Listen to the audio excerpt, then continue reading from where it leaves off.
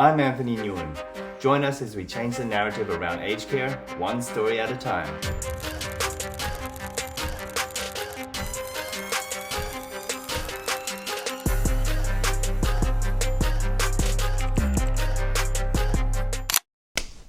Welcome back to the Pioneers in Aged Care podcast. Here we have Clare Grieveson, the CEO of Southern Cross Care WA. Welcome, Clare. Thank you. It's a pleasure to be here. Pleasure to have a chat with you. We've caught up a couple of times now. Very keen to get your story. The last time we had a conversation, it was too brief. I wanted to get to the full Clare experience and let everyone else hear the story too. Before we share your story, I did want to say, give a shout out to the sponsor. So the sponsor for this episode is Aurelia Legal, which is an immigration law firm focusing on the aged care sector, specializing in navigating 482 and 186 visa sponsorships.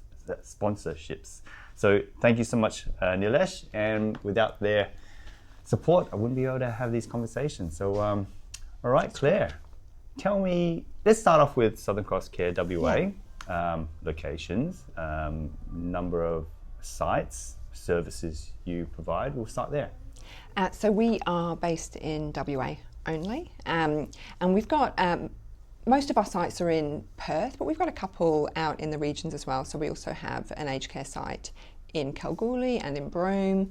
We're quite a diverse organisation, so we're a mid-sized provider. We bring in about 150 million a year, but we have a lot of streams of service delivery. So we run residential aged care, and we have 8 sites.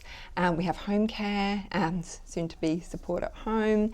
We have NDIS services. We have retirement villages. We have almost 400 social houses, a property development arm, and we also run mental health services, so residential mental health and community mental health services as well. So for the size of the organisation, we're incredibly diverse. Yeah. And that's one of the things I love about aged care. And look, I do love the hospital sector. My dad was in hospital recently, and I couldn't give more praise to the staff that was there. But it's more, my thing is more, aged care should be considered. It's always overlooked or like flown under the radar. It should be considered on par, and maybe I'm biased, maybe a little bit ahead of other sectors because of the variety of things you can do. Like, so it's not just residential aged care, it's not just nursing homes. As Southern Cross Care, aged care provider, have a career here, you're experiencing a lot. Yeah. For those considering working for Southern Cross Care, what are the benefits of being an employee? An employee of Southern Cross Care or Southern in Cross aged care. care? Southern Cross Care WA. Well, I think aged care, like you, I think aged care is an amazing sector, and I've come from the hospital sector, didn't know much about it working in the hospital sector, and when I discovered aged care, I thought, gosh, this is where I need to be. So I'm like you, I'm probably biased as well. So I think it's a great sector. I think people get to lead in this sector in a way they don't in the hospital sector. They get to innovate and really make a difference to people's lives because our residents live with us. They're not with us for a short period of time like they are in hospital. We actually provide their home in aged care, which is amazing, or we support them to stay in their home in home care. So the difference you can make is really phenomenal. And then in terms of Southern Cross Care, rather than another aged care provider, we've been on a real journey, and I'm sure I'll talk about that with you later. The last couple of years in terms of transforming our culture, making sure Southern Cross Care is a really fantastic place for our people to work, so that they, they're valued and they enjoy coming to work, and we listen to what they want. And we've gone through our own transformation journey to make Southern Cross Care a really great place to work in a sector that's also fantastic. Yeah. Look, and I know that those aren't just words. I have worked with you before. I have placed a lot of people at Southern Cross Care, and the report, even catching up with them after months or years, they love it. It's great. You've done a lot for their careers, and I thank you for looking after the people I've put in your care. Tell me about your journey into aged care. Then you touched on it. So you're coming from the hospital sector. How did you get into aged care? I've had a really unexpected career. So if you'd asked me 20 years ago, I would not have said I'll be in aged care, but I'm thrilled that I am. So I'm a speech pathologist by background. Spent many years working in the NHS. In fact, one of my first jobs was going into aged care as a new grad speech pathologist in the 1990s in the NHS. So I've come full circle almost, but really I focused on the education and hospital sector, and then moved to Australia with my husband, who's Australian, so that's why I'm here, and worked again in speech pathology. So I was head of speech pathology at Monash Health, which is a large health service in Victoria, and through opportunities I got from the CEO at Monash Health, who was an amazing mentor of mine, a lady called Shelley Park. She pulled me out of allied health and got me to try different things, and it gave me a taste for larger strategic work and business process redesign and strategy and planning, and she placed me in government working for Monash Health, working for the Department of Health. So I then went into government and spent 4 years working at the Victorian Department of Health, managing a number of major health services for government. And it was there I met the team at Mercy Health and the amazing Linda Mellors, who we both know. And we worked incredibly well together. So when I was ready to leave the government sector, I spoke to Linda and I went to work at Mercy, and I had an amazing time there for 8 years, and that's where I really developed my love of aged care, because they ran hospitals and they ran aged care, and I worked in a group executive director role for clinical governance across everything. So I got to see the differences and I got to see the benefits in aged care. And that's really why I ended up here. I got to see it almost by accident, and fell in love with a sector where you can be creative and make a huge difference to people's lives. Your background as a speech pathologist, I think you're the only person I've spoken to who is a CEO of an aged care provider with that background. Typically, it's either coming from a nursing background or a business consulting finance background. Yeah, that's right. Yeah, it goes to show, no matter what your background, you can have a great career in aged care. Tell me about what you're excited about at Southern Cross Care, looking forward the next 12 months. What are the goals you're hoping to kick?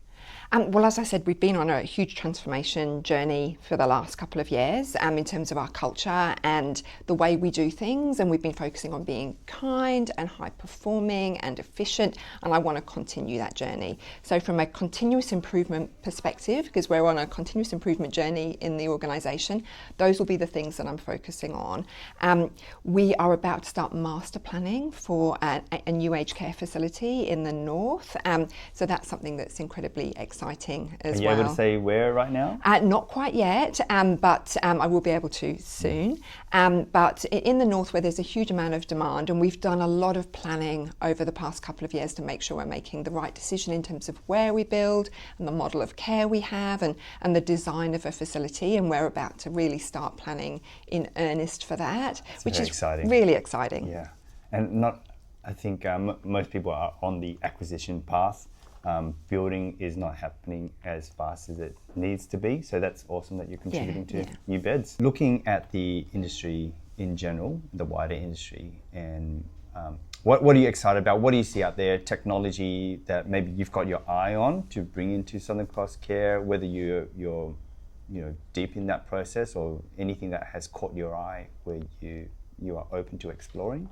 I think AI is exciting. I think everyone's looking at AI at the moment, and we are as well. And we've just dipped our toe in the water with our new home care deployment system, which uses AI to schedule.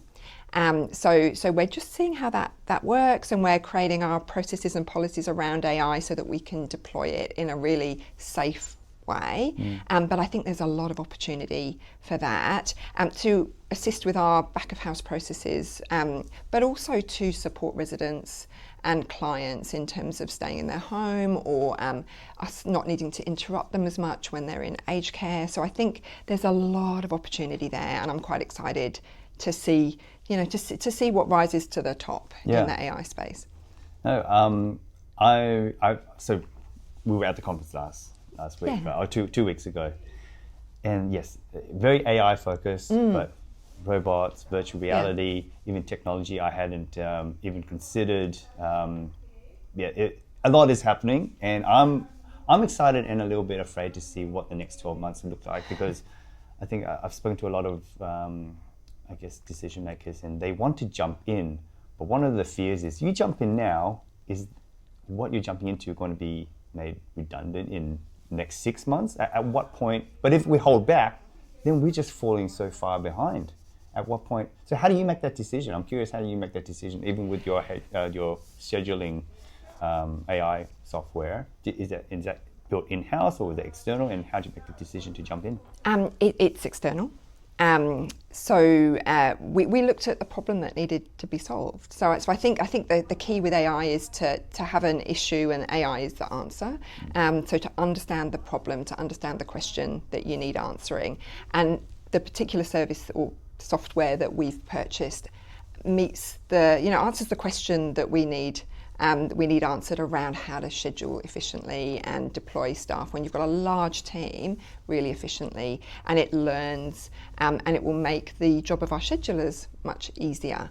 So that answered a question for us, and it solved a problem. But I think proceeding with caution, making sure you've got safety guards around the security of the system that you're using. Cybersecurity is always on my radar, and I want to make sure we don't make any mistakes in terms of getting really excited about something and actually introducing a vulnerability. Yeah. I'm obviously a aged care fanboy, and I'm representing the Aging Australia shirt that they were giving out at the conference. What were your key takeaways from the conference? That we're at a really exciting time. The reform is just about to hit us. And as everyone is saying, it's a once in a generation reform, and it really is. I think this is our sector's time. I'm really grateful to government for pushing it through. It's a huge piece of work, and I think there are things that we're going to need to adjust and work through, but actually this is a time for this sector to grow up and to modernise and to be able to be excited about. So for me, that was the key takeaway, that we're on the cusp of something new and different, and it is really exciting. And then we were talking earlier before we were on camera about the party, and aged care staff know how to party, but there's a sense of optimism in the room that I haven't felt before. Yes. And I could really feel it, and it's exciting. Yeah. 2 years ago, completely different story. It was more of, oh my God, how do we get ourselves out of this mess? Yeah. And when I think it was the first day at the conference, I just arrived at the conference. I walked through the doors of the trading floor, saw on the big screen Tom Simonson giving his speech, and he was basically, and I could picture him, and this is relevant for the Sydney theme, next year's Sydney theme of Hollywood. I could picture him, blue face paint, William Wallace outfit, on his horse saying, and basically it was his rally cry to the troops saying, we've done it, pat yourselves on the back, aged care is here. Yeah. We're not, it's not doom and gloom anymore, it's congratulate yourselves. Yes. Good work, be proud. And I just stopped my tracks going, yes, you absolutely have done it. People in the industry know it. People outside the industry, it's still sad that there's still that strong negative stigma around aged care. But yes, we've turned that corner, and people will soon realise. So, yeah. I agree, and I think we need to start getting out there and telling the good stories. Yeah. Being in the media and telling the great story about what we're doing to solve issues, or a great story about our residents. So I think as CEOs, it's our job to get out there and actually tell the great stories, because there are so many. Yes. Your job, and your job too, faithful audience, please share this around and tell the stories.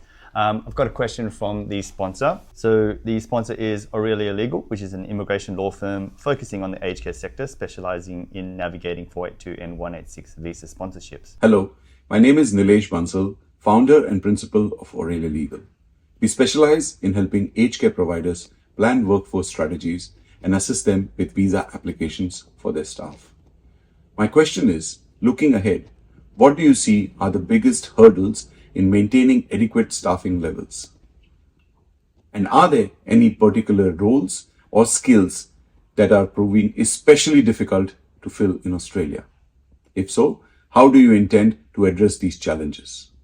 Thank you. Well, I think all of our roles are difficult to fill. And I've got a WA context where we're competing with mining, so they're incredibly hard to fill. And that's nursing roles, carer roles, chef roles, everything. So I think there's always going to be a workforce shortage. I think the wage parity case has improved our ability to attract really great workers and to compete with the hospital sector, but we're always going to be in that cycle of competition. And so we need to stand apart as a sector and be really great places to work. So focus on our employee value proposition, focus on our culture, focus on enabling workforce flexibility and listening to employees and giving them what they want, so that we're a really attractive sector in the context of workforce shortages across the whole health sector. Yeah. I'm going to spring this new question onto you. I did not prepare this, and we can cut it out if you don't have an answer already. The question is, what's a question you would like to ask the audience out there? What can they comment on? What can they give you their thoughts on? But if you would be open to spurring that conversation, maybe it could be anything that you've asked the team recently about an issue that you'd like them to address. What can the audience weigh in on? I have a question. Yes. I have a question, and it's about quality and safety, because I'm feeling a shift in the culture of the Quality and Safety Commission. With Liz Heffron-Webb taking the leadership role, I'm feeling a sense that they're shifting towards support and innovation as well as regulation and compliance. So I want to ask the sector if they feel the same optimism about the direction of the Commission, and if there was something that they could ask of Liz Heffron-Webb in terms of the direction the Commission go in, what would they ask her to do? Oh, okay, there you go. Tag Liz Heffron-Webb and inundate her with all of your questions. I tried to put you on the spot, but you had something ready to go. Let's try this other one. The question here is, what's something that you've learnt from throughout your career, ideally aged care related, but it could be anything, that has shaped who you are today as a leader, as someone in aged care, as someone who's influencing the sector? Could be a misstep of failing, but there's no such thing as failings, it's just learning experiences. But could be anyone as well who is, you did mention Linda, but anyone that has shaped, I'm trying to ask pivotal moments in your history. Yeah. Having or identifying a great mentor, and I've had a number throughout my career, and a number have become friends, someone who really gets you and can see the bigger picture and identify where you might need to move or what might be a good fit for you. So when I moved into aged care, one of my mentors, Stephen Cornelison, who used to be the group CEO of Mercy Health, he said to me, you would be amazing in aged care, you should look at aged care. And at that time I had specialised in the hospital sector, and I listened to him because I trusted him and he understood me. So I looked at aged care and he was right. And I found that those really smart mentors that understand me are usually right, and I've asked for their help. So I think that's one of the key takeaways in terms of my career. In terms of being a great leader, I love to surround myself with incredibly smart people and listen to what they have to tell me. So the biggest thing that I would share with other leaders is listen to your team. Get a great team, treat them well, remove the barriers in front of them, and listen to their ideas and what they have to say. Yeah, love that. Okay, Claire, outside of aged care, outside of work, you're in charge of so many people's careers. The buck stops with you, so that's a lot of weight on your shoulders. You've got to figure out a way to recharge and re-energize. What are you doing on the weekend, or what are you doing in your free time to look after yourself? Well, I live near the beach. And I deliberately live near the beach. So when we moved from Victoria to WA, we chose WA because of the lifestyle. And we wanted big skies and water and sunshine. So I take advantage of that, and I love to spend time outside. I love to spend time in the garden. I have a rescue dog, and my husband and I just adore him. So we spend a lot of time with our dog and catching up with friends and eating out. So I just try to connect with community and nature at the weekend. Yeah, no, I love that. Before I let you go, was there anything in this episode that, any message you'd like to get across, anything we weren't able to cover? I don't think so. I think you've covered everything. It's Awesome. great. Claire, thank you so much for being on the podcast. Appreciate pleasure. having you on. Cheers, guys.